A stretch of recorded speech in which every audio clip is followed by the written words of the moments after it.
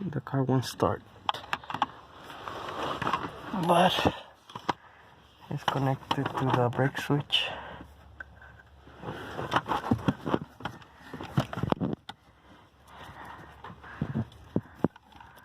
And there's the button right here for the immobilizer, so it's connected to the brake switch.